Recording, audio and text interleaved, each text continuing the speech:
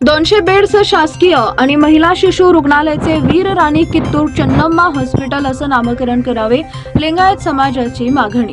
अप्सरा चौकातील बालाजी सरोवर हॉटेल इथं जनस्वराज्य पार्टीचे संस्थापक तथा लिंगायत समाजाचे ज्येष्ठ नेते आमदार विनय कोरे यांच्याकडे 200 बेड शासकीय महिला व शिशु रुग्णालयाचे वीर राणी कित्तूर चन्नम्मा महिला व शिशु हॉस्पिटल असं नामकरण करण्यात यावे, याचं निवेदन जागतिक लिंगायत महासभेचे प्रदेश कार्य अध्यक्ष विजयकुमार हत्तुरे यांनी दिले। या प्रसंगी कर्नाटक राज्याचे उद्योग मंत्री एम.बी. पाटील, सिद्धेश्वर देवस्थान पंच कमिटीचे चेअरमन धर्मराज काडादी, जनसुराज्य पार्टीचे कोर कमिटीचे रवी कोरे व शहर अध्यक्ष वीरेश सक्करगी, कोणापुरे लिंगायत समन्वय समितीचे शहर अध्यक्ष सकलेश बाबुळगावकर, राष्ट्रीय लिंगायत महामंच जिल्हा अध्यक्ष नामदेव फुलारी, शहर अध्यक्ष सिद्धाराम कटारे उपस्थित होते।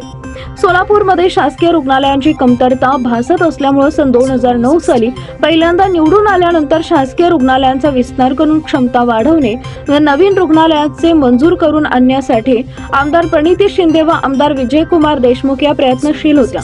तत्कालीन राज्य शासनाचे सार्वजनिक आरोग्य मंत्री सुरेश शेट्टी यांच्याकडे पाठपुरावा करून महाराष्ट्र राज्याच्या आरोग्य संस्था सत्ता स्थापनेच्या बृहत आराखड्यामध्ये सोलापूर करता गुरु नानक चौक येथील 100 खाटांचं सिव्हिल हॉस्पिटल व 100 खाटांचं महिला आणि शिशु रुग्णालय मंजूर करून घेतले होते। देशाच्या स्वातंत्र्यासाठी लढणारी पहिली महिला क्रांतिकारक वीर राणी कित्तूर चन्नम्मा यांचा 23 ऑक्टोबर 1824 च्या लढाईत संस्थान खालसा करणारा धारवाडचा तेव्हाचा कलेक्टर थेंकरे चन्नम्माच्या सैन्यानं मारला।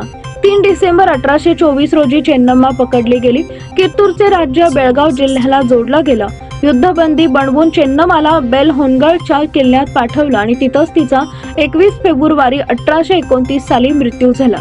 कित्तूर संस्थाननं खालसा केलं। यावेळी इंग्रजांनी किल्ल्यांमध्ये जी लूट केली त्यामध्ये 16 लाख रुपये रोख व 4 लाखांचे जवाहीर, घोडे, उंट, हत्ती यांसह 36 तोफा, बंदुका, तलवारी आणि प्रचंड दारुगोळा असा बराचसा माल होता। राणी चन्नम्माच्या निधनानंतर 1829 मध्ये सेनापती संगोळी रायण्णा यांनी देसाईच्या दत्तक मुलास पुढे करून इंग्रजांपुढे मोठे आवाहन उभे केले। ब्रिटिशांना सळोखी पळो करून टाकला।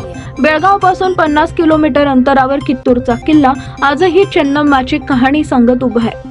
आपल्या जनतेच्या हक्कासाठी ब्रिटिशांसोबत 2 हात केलेल्या चन्नम्माच्या शौर्याच्या खुणा भारतीय अंगावर अभिमानानं मिरवत आहेत। चन्नम्माच्या कार्याची दखल घेत 11 सप्टेंबर 2007 रोजी देशाच्या पहिल्या महिला राष्ट्रपती प्रतिभाताई पाटील यांच्या हस्ते संसद भवनाच्या प्रांगणात राणी चन्नम्मा यांच्या दिमागदार पुतळ्याचं अनावरण करण्यात आले।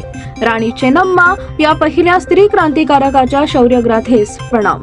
अशा या वीरांगणाचं नाव सोलापूर येथील 200 बेड्स हॉस्पिटलचे वीर राणी कित्तूर चन्नम्मा महिला व शिशु रुग्णालय व सिव्हिल हॉस्पिटल असे नामकरण करण्यात यावे अशी लोकभावना आहे। या प्रसंगी आमदार विनय कोरे म्हणाले, या विषयाबाबत मुख्यमंत्री व आरोग्य मंत्री राज्य सरकार यांच्याकडे पाठपुरावा करून मान्य करून घेऊ असं अभिवचन शिष्टमंडळास